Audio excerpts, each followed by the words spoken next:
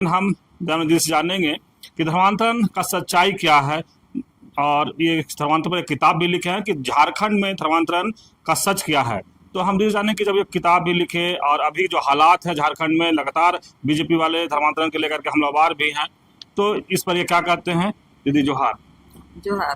दीदी, आप धर्मांतरण के लेकर के लगातार देख रहे हैं कि बीजेपी वाले लोग कहीं ना कहीं सवाल खड़ा कर रहे हैं, आप उस पर कैसे देखते हैं, उस पर क्या कहेंगे। आप उस पर एक किताब भी लिखे हैं कि झारखंड में धर्मांतरण सच। हाँ, जो धर्मांतरण का जो सवाल उठा रहे हैं वो कौन लोग उठा रहे हैं, ये सबसे बड़ा सवाल है। और ये जो धर्मांतरण का सवाल को लेके जो भी उठा रहे हैं वो भारतीय संविधान में को किस तरह से देखते हैं, ये भी बड़ा सवाल है। धर्मांतरण का सवाल को लेके, धर्मांतरण पर जब हम लोग बात करेंगे तो धर्मांतरण के सवाल को लेके जब हम भारत देश के हम सम्मानित नागरिक हैं, ये हर कोई ये दावा करते हैं और ये सच भी है कि भारत का हर एक व्यक्ति भारत का सम्मानित नागरिक है। और भारत का सम्मानित नागरिक होने के नाते हम भारत के जो भारत का जो संविधान है और उस संविधान में हर जाति और वर्ग के लिए, हर धर्म के लिए जो अधिकार जो दिए गए हैं, उस अधिकार के तहत हर नागरिक अपना जीवन जीता है। उनको मानव अधिकार के तहत जीवन जीने का अधिकार मिला हुआ है। और जब हम भारत के संविधान की बात करते हैं और भारत का सम्मानित नागरिक होने की बात करते हैं, तो इन तमाम सवालों को उठाने के पहले निश्चित रूप से ये समझने की जरूरत है कि भारत का संविधान, जब हम लोग देश आज़ाद हुआ तो देश आज़ाद होने के बाद जो भारत का संविधान बना, और उस संविधान को आज हम हर एक नागरिक, चाहे जिस भी वर्ग का हो, निम्न से निम्न वर्ग और अपर से अपर माने क्लास का हो, हर एक व्यक्ति भारत का संविधान के तहत सम्मानित नागरिक है इस देश का। और जब भारत का संविधान बना और आज जब हम आज की बात करेंगे तो आज भी हर एक व्यक्ति स्वतंत्र भारत में जो संवैधानिक अधिकार मिला है, उस अधिकार के तहत हर कोई अपने परंपरा के साथ, अपना धार्मिक आस्था के साथ, अपना सामाजिक आस्था के साथ, अपना अधिकार के साथ वो जीवन जी रहा है। तब ऐसे परिस्थिति में मैं यहाँ पर ये कहना चाहूँगी कि जब हम लोग भारत के संविधान का जब उद्देशिका को पढ़ते हैं और उद्देशिका को जब पढ़ते हैं, तब हम कहते हैं कि हम भारत के लोग, हम भारत के लोग, हम लोग उच्चारण करते हैं लोकतांत्रिक, गणतंत्र, और हम लोग कहते हैं धर्मनिरपेक्ष देश के नागरिक होने का गर्व हम लोग महसूस करते हैं। तो ये धर्मनिरपेक्ष क्या है, वी द पीपुल, बंधुत्व क्या है और समानता क्या है। तो भारत के संविधान ने एक धर्मनिरपेक्ष गणतंत्र देश की बात करता है और जब धर्मनिरपेक्ष गणतंत्र की बात हम करते हैं और बंधुत्व की बात करते हैं, तो इसी में आप तमाम चीजें समाहित हैं। हर एक व्यक्ति को अंतरात्मा से धार्मिक स्वतंत्रता जो दी गई है वो भी उसमें समाहित है। अपना धार्मिक स्वतंत्रता के साथ अपने धर्म समाज को सुरक्षित रखने का भी अधिकार है।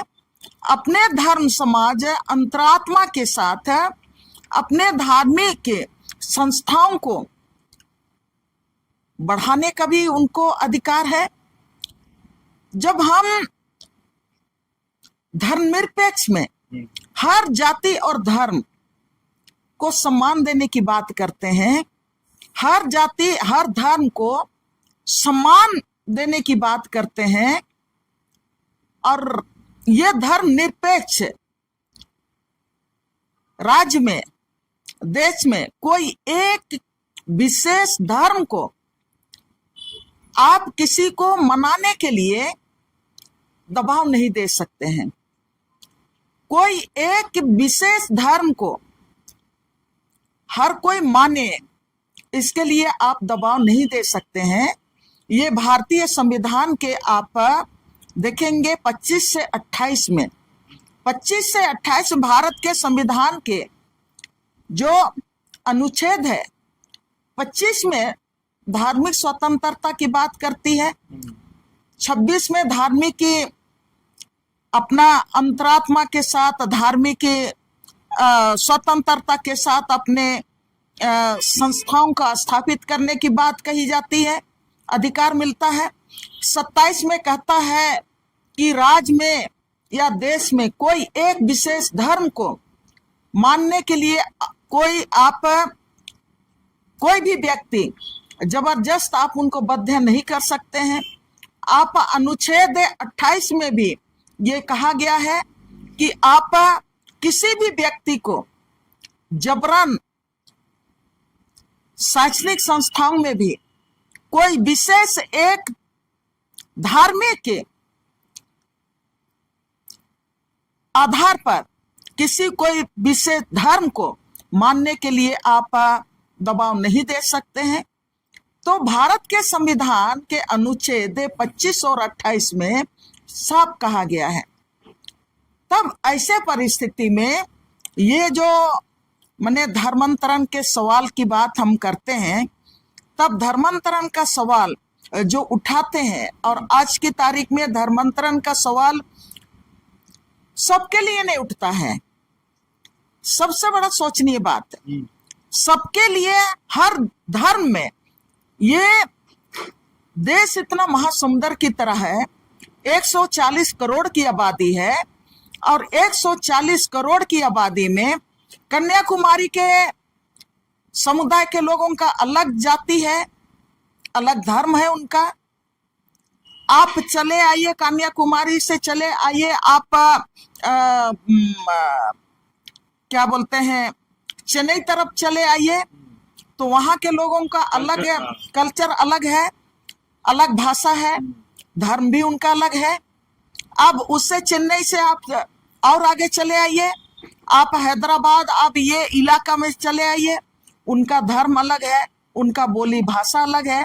आप चले आ जाइए मध्य भारत में जहां पर हम लोग हैं, यहाँ पर यहाँ के लोगों का अलग भाषा है, अलग संस्कृति है, अपना अलग परंपरागत पहचान है।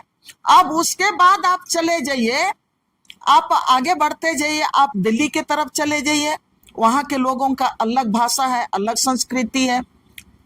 पंजाब में चले जाइए, वहां के लोगों का अलग भाषा और संस्कृति है। आप कश्मीर में, जम्मू कश्मीर में चले जाइए, वहां के लोगों का अलग भाषा, अलग संस्कृति, अपनी अलग परंपराएं हैं। तो अब ये जो महासमुंदर है, 140 करोड़ की जनता है, वो जनता में आप यहाँ पर 6 धर्म तो है, 6 धर्म प्रमुखता से है। लिखित में 6 धर्म है। लिखित में जो संविधान में जो हम लोग बार बार कहते हैं कि नहीं, इनके लिए धर्म कोड है। हाँ। धर्म कोड के आधार पर जिस समूह को धर्म समूह को बांटा गया है वो भारत के संविधान में 6 धर्म समूह है। उसके अलावा आप आदिवासियों में देखिएगा, आदिवासियों में देखिएगा कि आदिवासी में कितना धर्म है, धर्म मानने वाले लोग हैं। आप आदिवासियों में ही देखिए, कुछ लोग हिंदू धर्म को भी मानते हैं, कुछ लोग ईसाई धर्म को भी मानते हैं, कुछ लोग आपका जय गुरुदेव को मानते हैं, कुछ लोग आपका बिरसाइत को भी मानते हैं, कुछ लोग आप जतरा टाना भगत भी को भी मानते हैं, और कुछ लोग आप का इधर दुमका तरफ जाइएगा तो उधर कुछ और ही मानते हैं। आदिवासियों में ही, और आदिवासी लोग 32 आदिवासी जाति समुदाय के लोग हैं, और 32 आदिवासी समुदाय में आप बिरहोर हुआ, खरवार हुआ, आप आदिम जनजाति में आपका बिरजिया हुआ, जितने भी लोग हैं सब कोई का अपना अपना धर्म समूह है, अपना बोली और भाषा है। अब आप यहाँ पर उसमें से मैं यही बात बोली कि कई लोग मैंने अलग अलग धर्म को मानने लगे हैं, ठीक है। तो यहाँ पर धर्मांतरण की बात है। तो आज तक धर्म को लेके अब सब कोई मैंने सरना धर्म करने से आपका हर जाति सब कोई पहले जैसे कि अभी हमारा बिरसाइत लोग वो लोग मैंने मांसाहारी नहीं है, ठीक है। वो लोग मुर्गी पूजा नहीं करते हैं, तो आप उनको आदिवासी नहीं मानेंगे। आपका टाना भगत लोग, वो लोग निरामिष लोग हैं, हानी दारू नहीं पीते हैं, ठीक है। अब वो लोग भी सफेद ही पहनते हैं, उसको आप आदिवासी नहीं मानेंगे। अब सब कोई प्राकृतिक पूजक है, सब कोई प्राकृतिक पूजक है, माने सब कोई माने धरती को, खेत को, खलिहान को, सब कोई अपनी धरती माता मानते हैं। सब कोई अपना उनका धार्मिक आस्था भी, बिरसाइत लोग जब यहाँ पर बिरसा आबा थे, मंगरा आबा, जब वो पोड़ाहाट क्षेत्र में थे, अभी तो नहीं है, देवा बिरसाइतों का गढ़ है देवा, वहां बिरसा आबा थे। बिरसाइतों का जो अनुयायी, वो लोग कोदे एंगा, बाबा एंगा, चौली एंगा, रामड़ा एंगा और ये बूट एंगा, माने जितना भी अनाज है, सबको अनाज को एंगा माने माता, अन्नदाता, उसको अपना भगवान मानते हैं। अब धर्मांतरण, मैं पहले भी बोली कि कौन लोग धर्मांतरण का सवाल उठा रहे हैं और क्यों उठा रहे हैं। पहले तो कभी ये आदिवासी समाज में कोई नहीं बोला कि वो बिरसाइत क्यों हो गया, वो टाना भगत क्यों हो गया, वो ईसाई क्यों हो गया।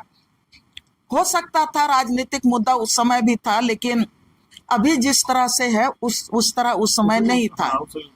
तो ये मैं ये कह रही हूँ कि धर्मांतरण के नाम पर अभी जो आदिवासी ईसाई हो गए हैं, सिर्फ वही आप धर्मांतरण, आपके नजर में शायद वही धर्मांतरण है। अब वही अगर धर्मांतरण है तो यहाँ पर ये साफ साफ बात होनी चाहिए कि जब धर्मांतरण ईसाई हो गए हैं, वही धर्मांतरित हो गए। और ये जो ईसाइयों के ऊपर में ये भी आरोप लगता है कि आदिवासियों को, भोले भाले आदिवासियों को लोभ दे के, लालच दे के धर्मांतरण कराते हैं, ये भी मतलब आरोप लगता है। और आरोप जहां तक मुझको लगता है नहीं, मैं जिस समाज से जीती हूँ, जिस समाज को मैं देख रही हूँ, ये बेबुनियाद है। कहीं कहीं हो सकता है इसका आपका रेयर केस में कहीं हुआ होगा, लेकिन जो आपका वास्तविक जो समाज है, सामाजिक व्यवस्था है, उसमें मैं नहीं देखी हूं। आप उसका जो इतिहास देखेंगे, पहला माने यहाँ पर अंग्रेज लोग आए, माने मिशनरी लोग आए 1845 2 नवंबर 1845 को, ये पहली बार आए 2 नवंबर 1845 को।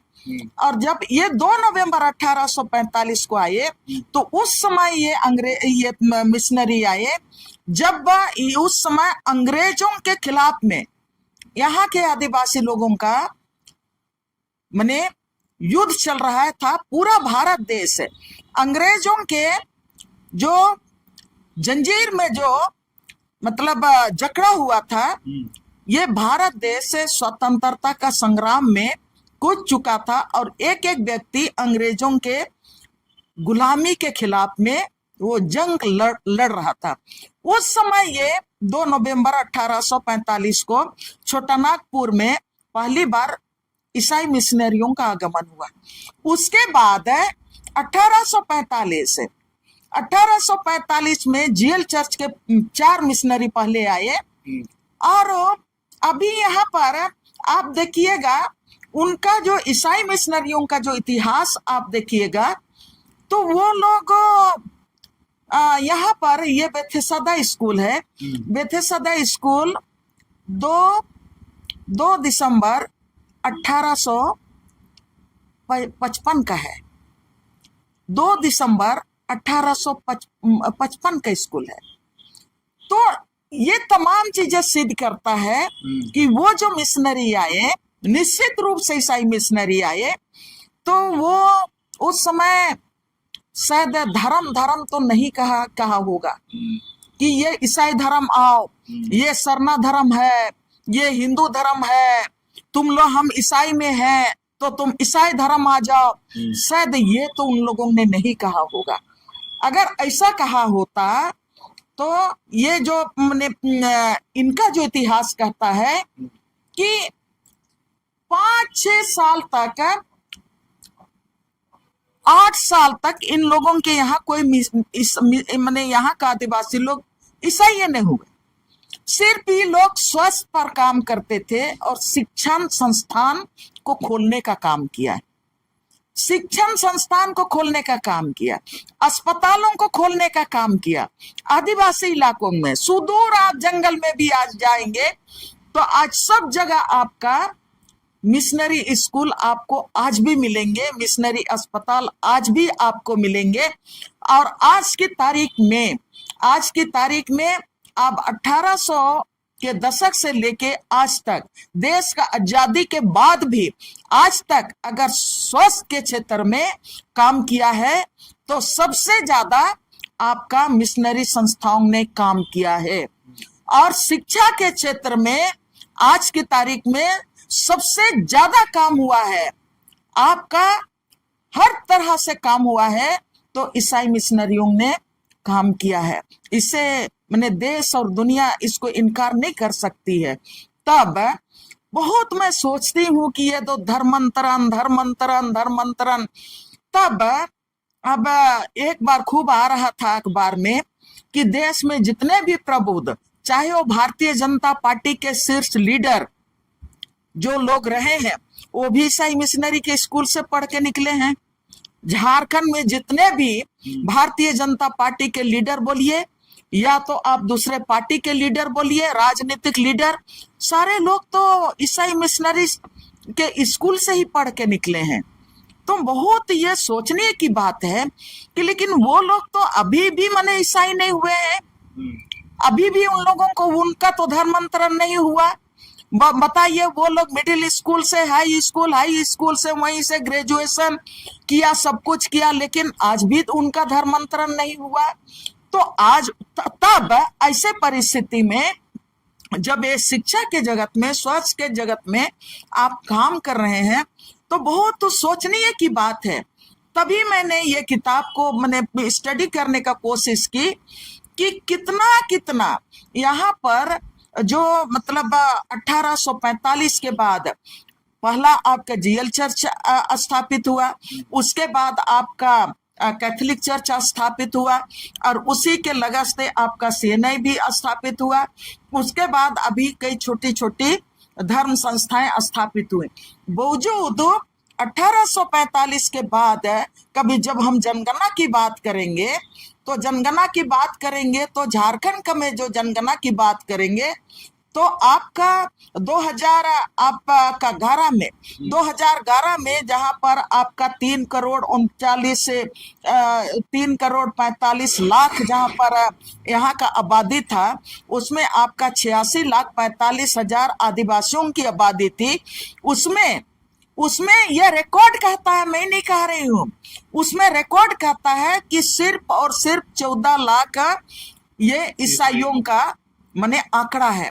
तब ये जो सिर्फ 14 लाख ईसाइयों का आंकड़ा है, तब आदिवासियों का, मैं बार बार ये बात बोलती हूँ कि आपका 86 लाख में 14 लाख आदिवासी ईसाइयों का आंकड़ा को आप अलग कर देंगे तो आपका कितना आंकड़ा बचता है, आप उसको घटा के देखिए।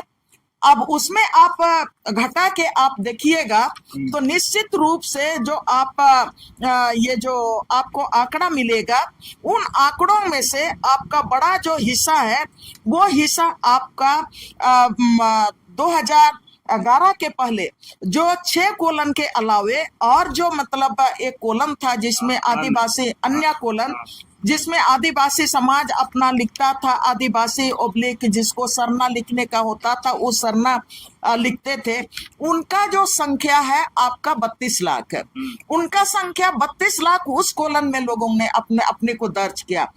और उसके बाद भी बचता है आपका 42 लाख। तो वो 42 लाख आदिवासी कहाँ मैंने अपने को दर्ज किए, कहाँ है वो लोग, कहाँ है?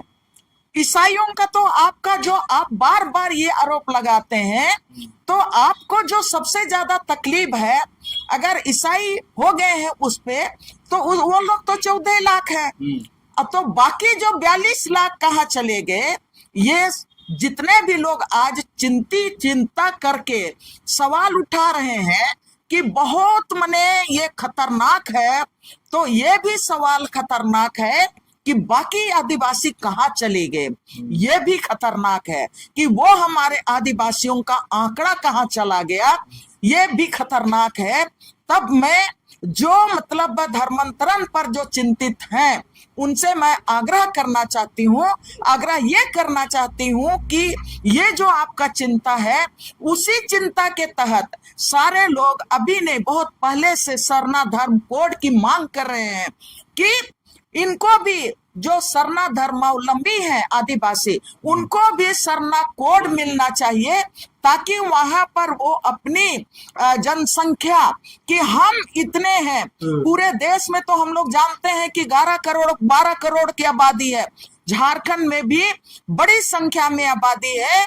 अगर आप सभी धर्म को अधिकृत किए हैं और उनको आप मान्यता दे के रखे हैं और उनके लिए आप कोलन रखे हैं, तो आप सरना धर्म कोलन के लिए भी अलग से एक 7वां कोलन की मांग हो रही है। और इसके लिए लगातार आदिवासी समाज लड़ रहा है अपना अस्तित्व के लिए, अपना पहचान को बचाने के लिए, और अपना जो संवैधानिक अधिकार है उस अधिकार को लेने के लिए मांग कर रहा है।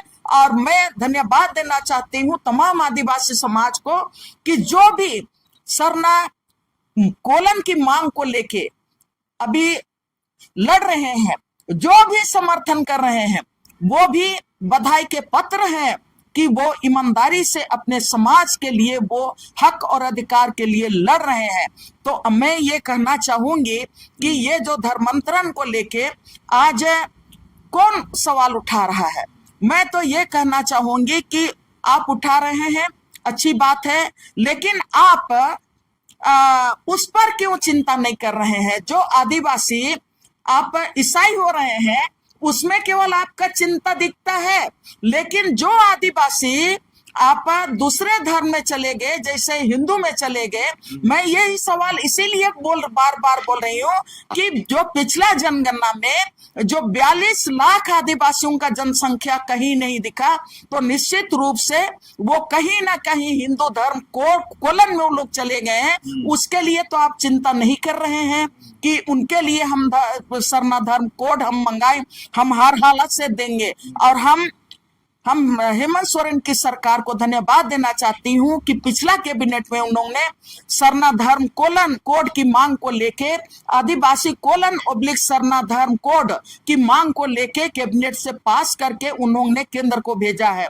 तो केंद्र तो बहुमत में है, केंद्र की सरकार बहुमत में है, उनको जल्दी से आपका 7वां कोलन देना चाहिए। और उसके साथ मैं ये भी कहना चाहूंगी कि लोग कहते हैं कि आदिवासी सरना धर्म स्वीकार करने क्या बोलते हैं, ईसाई धर्म स्वीकार करने के बाद आदिवासी नहीं रह जाते हैं। उसमें है कि जो आदिवासी ईसाई धर्म मान लिए हैं ना, उसको आदिवासी लोग नहीं मानता, उसका आरक्षण भी समाप्त करने की बात कर रहे हैं, यही लोग कह रहे हैं। जब हम भारत के संविधान की बात करते हैं और भारत का संविधान ने अगर हर धर्म को मानने का स्वतंत्रता दिया है और उसके तहत ही भारत का संविधान में हाई कोर्ट में सुप्रीम कोर्ट ने कई निर्णय इस मुद्दे को लेके दिए हुए हैं। एक मुझको याद है, केरल में एक केस हुआ था, एक लड़की को लेके एक लड़की को कोई एक सज्जन अपहरण करके कहीं नजरबंद करके रखा था गलत नियत से। उस पर केरल हाई कोर्ट ने आपका केस दायर किया था और वो केस दायर किए 24 अक्टूबर 2092 के आधार पर ये कहता है कि कोर्ट ने एक केस दायर किया था, नहीं 4 में एक केस दायर किया था। और उस पीड़ित लड़की को जब उस पर केस दायर हुआ आरोपी पर, और इन लड़की के का केस को लेके जब सर्वेक्षण होने लगा, उस पर जांच पड़ताल होना शुरू हुआ, तो जांच जो चल रहा था उसमें ये पता चला कि ये लड़की मतलब जनजातीय समुदाय, केरल के जनजातीय समुदाय में से वो आती थी। तब जब जनजातीय समुदाय के से आती थी, तब ये जान के फिर उस पर माने आदिवासी एट्रोसिटी एक्ट के तहत में आरोपी पर एक केस और मतलब दर्ज किया गया। लेकिन केरल हाई कोर्ट ने कहा, जांच के क्रम में पाया कि वो जो लड़की के माता पिता वो ईसाई हुए हैं। तब केरल कोर्ट ने कहा कि नहीं, ये तो आदिवासी समुदाय में नहीं आते हैं, इसलिए कि ये ईसाई हो गए हैं और इसलिए इसमें आदिवासी एट्रोसिटी एक्ट लागू नहीं होगा, ये कहा। तब उसको लेके केरल सरकार उस केस को लेके सुप्रीम कोर्ट गया।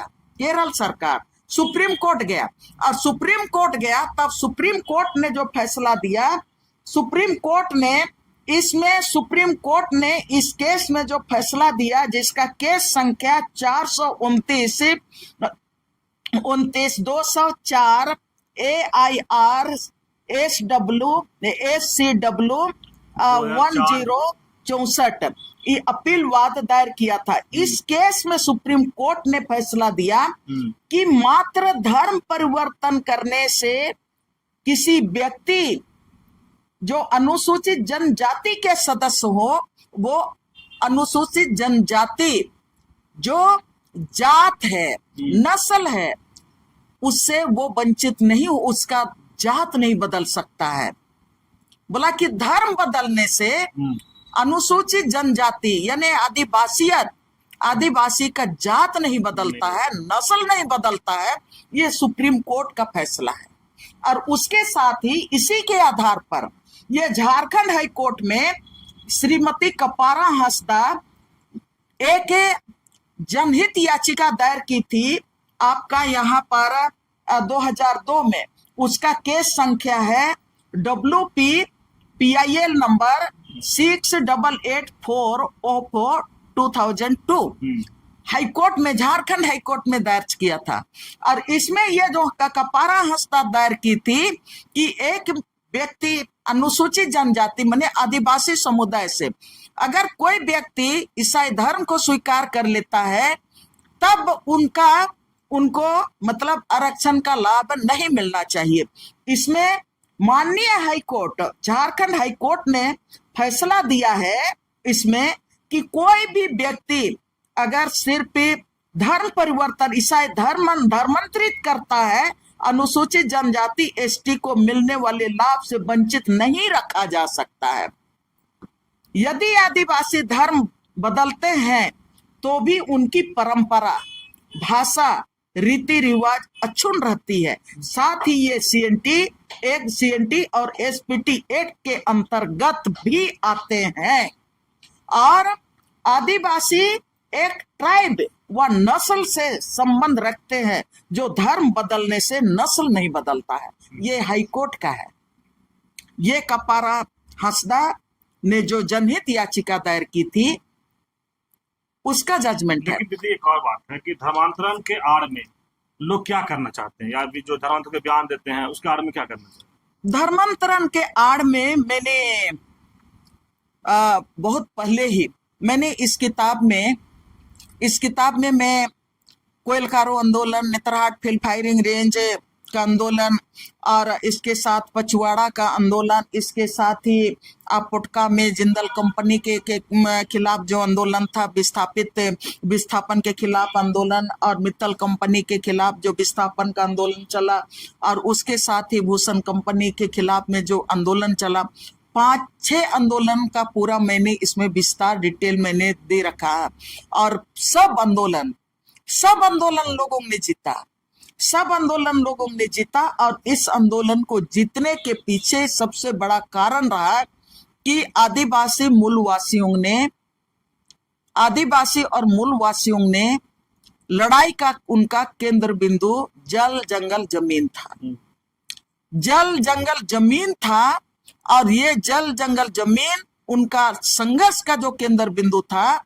और उसके चलते ही तमाम विस्थापन के खिलाफ जितनी भी लड़ाइयां लड़ी, यहाँ के आदिवासी और मूलवासियों ने मिलकर संघर्ष किया और हर लड़ाई को लोगों ने जीता, गांव का गांव बचाया। और सब कोई जानता है कि भाषा और संस्कृति की बात जहां तक है, बचाने की बात है, अपना धार्मिक स्थल बचाने की बात है, हमेशा मैंने तमाम जो जन आंदोलन ये जानता है कि हमारा भाषा और संस्कृति हमारा जल जंगल जमीन के साथ जुड़ा हुआ है, हमारा रीति और रिवाज हमारा जंगल और जमीन के साथ जुड़ा हुआ है, हमारा पहाड़ के साथ जुड़ा हुआ है, नदी और नाला के साथ जुड़ा हुआ है, मरण गुरु हमारा मैंने भगवान है, हमारा बड़ पहाड़ हमारा देवता है, और हमारा ये जो सरना और ससंदरी ये हमारा सभी जंगल का, जमीन का और हमारा गांव समुदाय का अपना धार्मिक स्थल है। हमारा ये धार्मिक हमारा अस्तित्व है जो पूरी तरह से हमारा जंगल के साथ, जमीन के साथ, नदी और पहाड़ के साथ जुड़ा हो। तो इसीलिए तमाम जो आंदोलन विस्थापन के खिलाफ है, जो जमीन लूटने के खिलाफ, जमीन लूट के खिलाफ लोग आंदोलन करते रहे हैं, सब जगह लोग जीता है। उनके केंद्र बिंदु में जल जंगल जमीन था और वो जमीन का लड़ाई लोगों ने जीता है। तो भाषा संस्कृति का लड़ाई भी लोगों ने जीता है।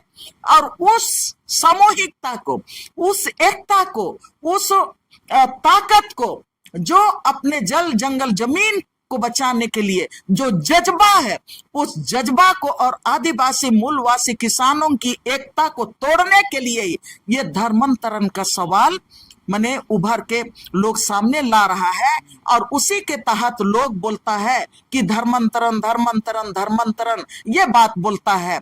लेकिन इसके पीछे आरएसएस का, भारतीय जनता पार्टी का सीधा जो हमला है वो आदिवासी और मूलवासी किसानों की जो सामूहिक ताकत को तोड़ने का ये सबसे बड़ा माने ये षड्यंत्र है, जो आज तक वो सफल नहीं हुई है और आगे भी वो सफल नहीं होगा। लेकिन धर्मांतरण रोकने के लिए क्या उपाय आप बताएंगे? देखिए, धर्मांतरण रोकने के लिए आप एक तो कौन सा धर्मांतरण रोकने की बात है ये भी स्पष्ट होना चाहिए। आरएसएस और बीजेपी के नाम लिए ज्यादातर तो ईसाई धर्म को टारगेट करते हैं, हिंदू धर्म को तो करते नहीं है कि हिंदू में जो आदिवासी चल के उसको तो नहीं बात करते हैं, लेकिन हम पूरा धर्मांतरण की बात चाहे हिंदू में गए होंगे या फिर ईसाई में गए होंगे या मुसलमान में गए होंगे, धर्मांतरण अगर रोकना है तो उसके लिए क्या उपाय है हम बताएंगे? पहले ही मैं बोली हूँ, जहां तक रोकने का उपाय की बात है आप उसको रोक नहीं सकते हैं। ये भारत के संविधान ने आपको हर जाति और समुदाय को दिया है, अंतरात्मा से आप जिस भी धर्म को मानना चाहते हैं आप मान सकते हैं। ये भारत का संविधान ने, पहले ही मैं बोली कि आपका मैंने संविधान का 25 से 28 से अनुच्छेद है वो सिर्फ और सिर्फ इसी के लिए है, और उसी में आप देखेंगे कि यहाँ पर जो आप पूछ रहे हैं कि कैसे रोका जाएगा, कैसे रोका जाएगा, तो आप जितना भी यहाँ पर मिशनरी स्कूल हैं, तमाम मिशनरी स्कूल हैं, तमाम मिशनरी स्कूल में आज की तारीख में स्कूल कॉलेज की बात करेंगे, हायर एजुकेशन की बात करेंगे, तो आप हमको बताइए लिस्ट उठा के आज तक इस राज्य में, राज्य को पहले देख लीजिए, राज्य में कितने बहुत अच्छे से अच्छे क्वालिफाइड स्कूल है जहां पर लोग ये सरकारी स्कूल जहां पर लोग बच्चों को पढ़ाना चाहते हैं, कोई ऐसा स्कूल है? आज तक तो हमने नहीं देखा है। बाद में ये स्कूल आया है, डीएवी आया है, ठीक है, ये 10-15 साल का से ये स्कूल है, उसके पहले तो कुछ नहीं था। तो सारे तो यहाँ पर जो अल्पसंख्यक स्कूल है उसी स्कूल में तो सब अपने बच्चों को एडमिशन करने के लिए, कॉलेज में एडमिशन करने के लिए सबका होड़ लग जाता है। और आज की तारीख में मैं तमाम शिक्षण संस्थानों को धन्यवाद देना चाहती हूँ, अल्पसंख्यक शिक्षण संस्थानों को, कि बड़ा दिलेरी से हर वर्ग, जाति और धर्म के लोगों को शिक्षण संस्थान बच्चों को शिक्षा दे रहा है। हायर एजुकेशन में तमाम अल्पसंख्यक स्कूल हर जाति और धर्म के बच्चों को पढ़ा रहे हैं। और जो धर्मांतरण का सवाल उठा रहे हैं ना, उनके सब के बच्चे उन्हीं मिशनरी स्कूल में पढ़ रहे हैं, उन्हीं मिशनरी कॉलेजों में पढ़ रहे हैं। मुझको तो हंसी लगता है, जो उठाता है ना वो लोग भी, उनके बच्चे भी वहीं पर पढ़ रहे हैं, लेकिन किसी को तो धर्मांतरण करके मतलब संस्थाएं तो नहीं भेज रही है। आप सवाल किए कि कैसे रोका जाए, यहाँ पर रोकने के क्या जरूरत है? जब मिशनरी स्कूल में आप बच्चा क्लास से आप 11 साल तक रहते हो तो आपका धर्म परिवर्तन नहीं होता है। हाँ, और जब आप मिशनरी स्कूल में सबको वहां पर आज की तारीख में सबको कॉलेज में भी उसी में पढ़ना चाहते हैं, और कॉलेज में भी आपका 6-7 साल तो आप रहते हो, तब तो आपका धर्मांतरण नहीं होता है। तो आपने सवाल किया कि कैसे रोका जाए। आप किसी का अंतरात्मा मैं सिख में जाना, मुझको गुरुद्वारा जाने का मन किया तो आप मुझको नहीं रोक सकते हैं। और गुरुद्वारा हम जाएंगे तो देखिए सिख समुदाय कितना प्यार के साथ हर समय वो गरीबों को लंगर खिलाता है।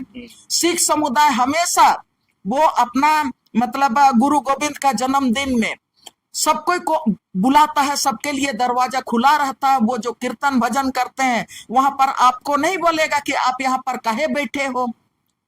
हाँ, तो वहां पर जाने से आपको कौन रोकेगा? हाँ, जो रोकने का बात नहीं है।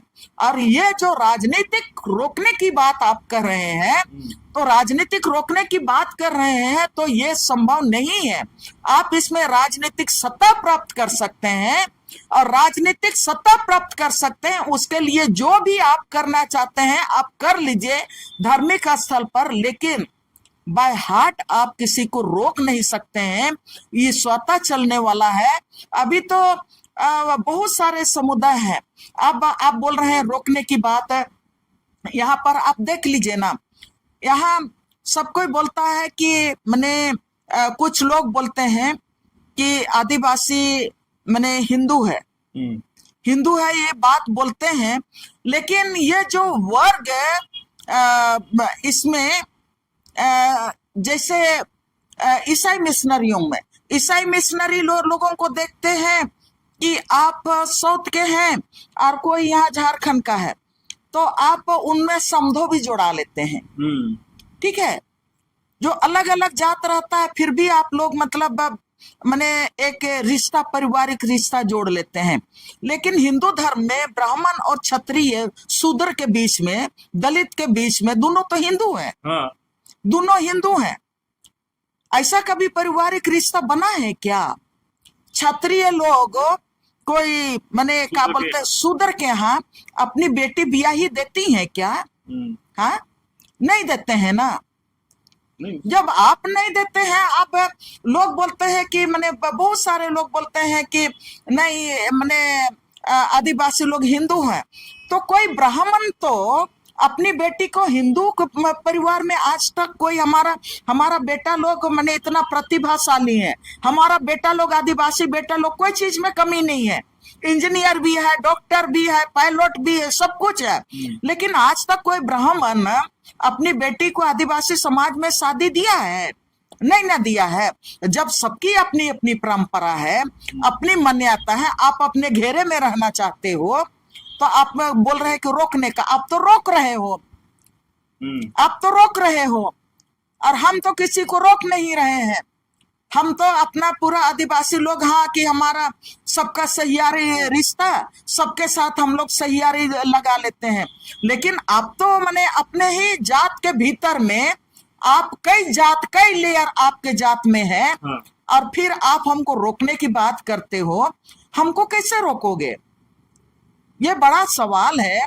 तो ये राजनीति करना अलग बात है, आप जाति और धर्म के नाम पर राजनीति करो, लेकिन जहां पर धर्मांतरण के नाम पर आप यहाँ पर कहोगे कि स्पष्ट कहा गया है कि आप यूसीसी क्यों लाना चाह रहे थे? हाँ, पूरे देश में एक ही धर्म, एक ही मान्यता, एक ही कानून क्यों लाना चाहते थे? आप तो हिंदू राष्ट्र बनाना चाहते हो ना, और हिंदू राष्ट्र बनाने के लिए आप यूसीसी लाना चाह रहे थे, और हिंदू राष्ट्र बनाने के लिए ही पहले आपने सीएए भी लाने का कोशिश किया था कि आप ये कर रहे हो कि यहाँ पर कोई दूसरे धर्म समुदाय के लोग ना रहे। पहले आपने हिंदू इसमें मुस्लिम समुदाय पर अटैक किया यूसीसी लाके, उसके बाद फिर आप सीएए लाके, एनआरसी लाके, और वो सीएए और एनआरसी आदिवासी समुदाय के लिए भी घातक था, ईसाई समुदाय के लिए की भी घातक था। उसके बाद फिर अभी आप यूसीसी लाने की, यूनिफॉर्म सिविल कोड लाने का आपने कोशिश किया। तो आप तो हिंदू राष्ट्र बनाने की बात कर रहे हो। आप कह नहीं रहे हो कि हम हिंदू राष्ट्र बनाना चाहते हैं इसलिए यूसीसी लाएंगे। बार बार अमित शाह बोलता है यूसीसी तो हम लाएंगे, यूसीसी तो हम लाएंगे। अरे सब धर्मों को, सभी यहाँ पर हर तरह के जाति और धर्म के लोग हैं, अपनी अपनी अलग अलग परंपराएं हैं, अपनी अपनी मान्यताएं हैं। उनको आप एक जात में, एक धर्म में आप कैसे जबरदस्ती उनको मनवाने के लिए आप तैयारी कर रहे हो? तो आप भारत का संविधान को तोड़ रहे हो, भारत के संविधान का अवमानना कर रहे हो। तब तो आप भारत के नागरिक नहीं हो, तब ना भारत के संविधान के ऊपर में आप हमला कर रहे हो यूसीसी लाके कि नहीं आप हम ये एक माने धर्म के लिए एक नियम और कानून होगा, शादी के लिए एक नियम और कानून होगा। ये कैसे हो सकता है? यहाँ पर ये हमारा लोकतंत्र है और हमारा धर्म निरपेक्ष देश है, और धर्म निरपेक्ष देश के लिए भारत का संविधान है। तो इसमें आप किसी को रोक नहीं सकते हो। मैं अंत में ये कहना चाहूंगी कि हमेशा ये आदिवासियों का ताकत को, आदिवासियों को भटकाने के लिए, आदिवासियों का अपना अधिकार से उनको मुक्त करने के लिए आपने वनांचल भी लाने का कोशिश किया था। झारखंड अलग राज्य जब हम लोग मांग कर रहे थे, तब आपने तो झारखंड अलग राज्य के नाम से झारखंड देना नहीं चाहा था, आपने तो वनांचल के नाम से देना चाह रहा था। आज भी आपके लोग वनवासी बोलते हैं। बड़ा मैंने दुखद बात, अभी का स्टेटमेंट है, अभी हमारा गवर्नर भी कह रहा है कि ये वनांचल का एरिया, अरे ये तो 5वें अनुसूची का क्षेत्र है। ये वनांचल एरिया जंगल है, लेकिन हम वनांचल नहीं कहते हैं, इसको हम झारखंड कहते हैं। और झारखंड के नाम से ही हम लोग लड़के राज को लिया है। और आप कहते हैं बनवासी। बनवासी किनको कहते हो? बनवासी कल्याण केंद्र आपने स्थापित किया, तो हम लोग तो उसका विरोध कर रहे थे कि बनवासी हम नहीं है, हम आदिवासी हैं, इसलिए कि हम यहाँ का जमीन बनाने वाले हैं, यहाँ के जंगल को साफ करने वाले, यहाँ के खेत और खरिहान को हम लोग बनाने वाले, और यहाँ का 5वीं अनुसूची को हम लोगों के बदौलत हम लोगों को 5वीं अनुसूची का अधिकार मिला। और हम लोग जंगल जमीन को साफ किए, इसलिए हम लोगों को CNT एक्ट का अधिकार मिला, और इसीलिए खुटखटी अधिकार भी मिला। आप हमको बनवासी कहोगे? आप हमारा अपने क्षेत्र को आप क्या बोलते हैं, वनवासी क्षेत्र बोलोगे? ऐसा नहीं चलेगा। तो ये तमाम चीजें जो हैं, आदिवासियों को आप आदिवासी भी नहीं कहना चाहते हो, और आदिवासियों को आप झारखंड राज्य के नाम से राज भी नहीं देना चाह रहे थे। मैं हमारे देश हमारे राज्य के तमाम आदिवासी समाज को, मूलवासी समाज को, किसान समाज से मैं अपील करना चाहूंगी कि आप राजनीति कीजिए, लेकिन हमेशा ये याद रखिए कि सिद्धू, कान्हू, चांद, भैरव भी अब राजनीति नहीं किए, लेकिन वो अपने समाज के लिए उन्होंने आहुति दी, उन्होंने बलिदान दी।